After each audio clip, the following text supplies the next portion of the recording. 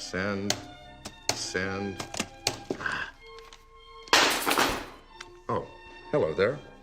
My name is John McAfee. Controversial antivirus software tycoon John McAfee has been found dead in a Spanish prison from an apparent suicide. While questions over the 75-year-old's death remain, one thing for certain is McAfee lived a life far from ordinary. So do you still have stuff to do with the computer virus deal? Well, I'm sort of the god of computer security. McAfee first came into prominence through his software company McAfee Associates, where he developed the first commercial antivirus software. This is the #1 virus. It is the #1 computer threat. It's real. He sold his stake in the company in the mid-90s and became a multi-millionaire with a net worth up to $100 million. However, when the global financial crisis hit, his wealth plummeted to $4 million, which led to him fleeing the US and his legal troubles for Belize.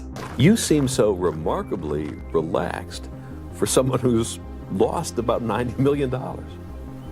Well, yeah, and why wouldn't I be? Entrepreneur John McAfee is still doing what comes naturally, starting new businesses. And this is an entrepreneur's paradise here. McAfee started a ferry service. He's also cultivating jungle plants that he hopes will be the building blocks for medicines of the future. But soon after arriving in Belize, his mental state became clouded with a mix of paranoia, alcohol, experimental drugs, and his penchant for wild sex. You can't give him 1 or 2 hours. He wants like morning to day. He puts you in a hammock. He would cut a little hole. He used to make you in his mouth. McAfee would begin to take a more authoritarian role in the local village of Carmelita, funding his own highly armed police force to protect him and stamp out crime in the area.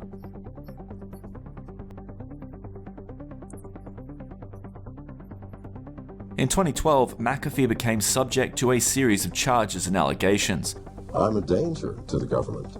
They talk about murdering me. They talk about murdering all of my cohorts and friends. They talk about planting drugs and guns. His property was raided by Belize police and was arrested for unlicensed drug manufacturing and possession of unlicensed weapons.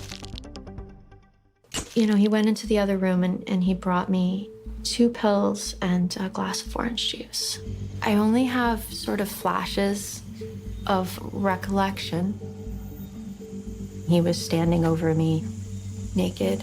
While McAfee was able to fight off sexual assault allegations due to jurisdiction issues and a lack of evidence, he became a person of interest in connection to the murder of American expatriate and his neighbor, Gregory Fall. McAfee fled Belize, illegally entering Guatemala before being tracked down via photo metadata and arrested by Interpol after agreeing to an interview with news service Vice. John, where are you going? To jail. McAfee escaped the Belize murder investigation after faking a heart attack, allowing his legal team time to get him sent back to the US. I've been running through jungles and rivers and oceans, and I think I need to rest for a while. In just over a decade, McAfee racked up 37 lawsuits, including a $25 million lawsuit from Fall's family, and refused to respond to them. Instead, his next venture was as the CEO of tech companies focused on cybersecurity and cryptocurrency. The brash egocentric also mounted 2 unsuccessful presidential campaigns in 2016 and 2020. Mr. McAfee, as president, what would you do about ISIS? ISIS is a problem of intelligence gathering more than anything else. In 2020, McAfee was arrested in Spain at the request of the US Department of Justice for tax evasion. On June 23, 2021, the Spanish National Court authorized the extradition of McAfee to the United States for criminal charges in Tennessee. McAfee was found dead in his cell a few hours later. Ominous tweets from McAfee had led conspiracy theorists to believe his death was not by suicide.